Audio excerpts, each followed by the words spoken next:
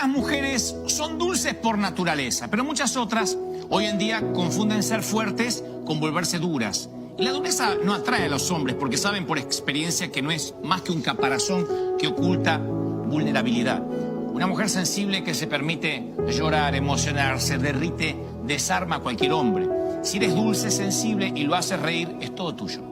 Sé auténtica cuando te relaciones con él, olvídate de las normas, lo que corresponde decir, sé tú misma, espontánea, imprevisible. Eso siempre resulta irresistible. Sé buena conversadora, a los hombres sí que les gusta hablar. Cuando está enfrente a alguien que sabe escuchar. Sé comprensiva, inteligente, flexible, curiosa. Te estoy contando secretos de los hombres que no quieren contar porque dicen, no, me veo cursi. Pero las mujeres tienen que ser bellas y normales.